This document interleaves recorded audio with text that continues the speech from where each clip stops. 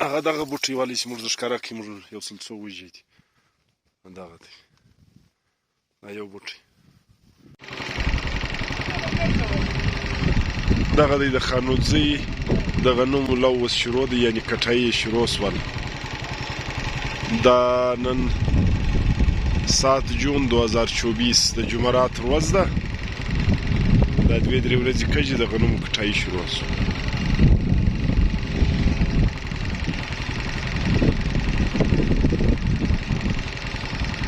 دا د دوو نعمتانو غنم دي موږ د منګل آباد د غفار لالا نعمت او د کلي د ادوګزۍ د کلو مامک نعمت دا د دوی غنم دي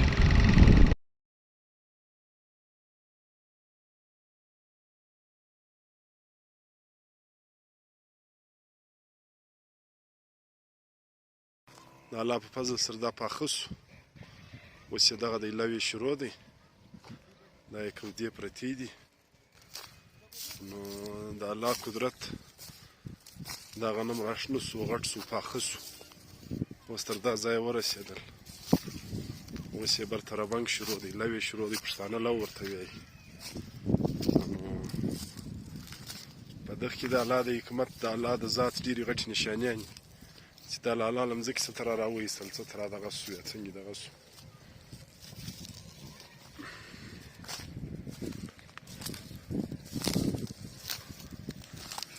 دا اوس دا ملګری لګیا دی لو کوي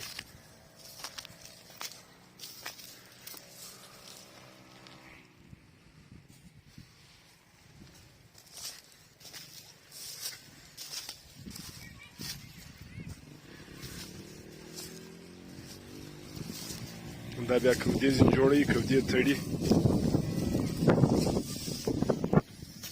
دا ځوان لګیا دی دا لو کوي ډېر همتګری ځوان دی السلام علیکم ملګری یو منټ که راته وګورې ستړی مه سې شهابالدین ورور یې ښه څنګه دی لو خو ډېر سخت نه دی ښه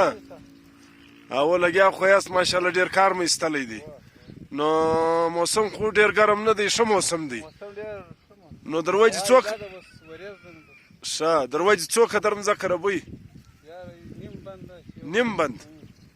نو بیا خو ښه یاست یاره نو داسې بل سړی پردی سړی ربي خو بیا ډېرې پیسې درځه غواړي بند په 2000 ښه بس دا هم بچت دی ډېر ښه کور د ودان دا کودې پرتې دي دغه دوی ربلی دي هغه نور غنم لا تر اوسه ولاړ دي ځای پر ځای شنه دي هغه لا باید ربي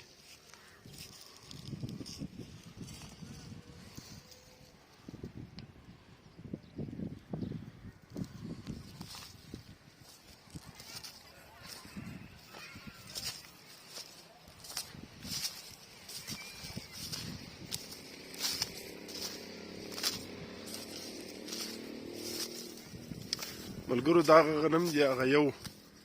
بوټی چې وختي موږ در ښکاره کړی والی موږ شول تقریبا یوه بوټي 111 وږي کړي وو او په هغه کې بیا 80 دانې غنم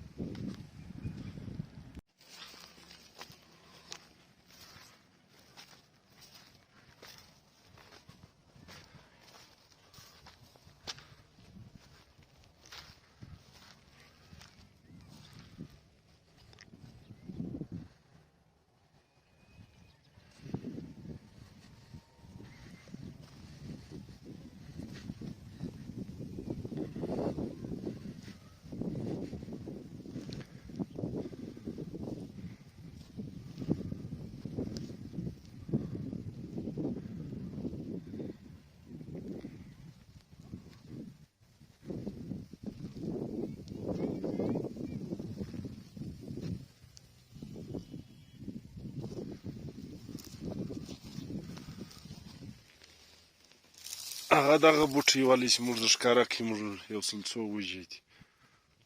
دغه دی دا یو بوټی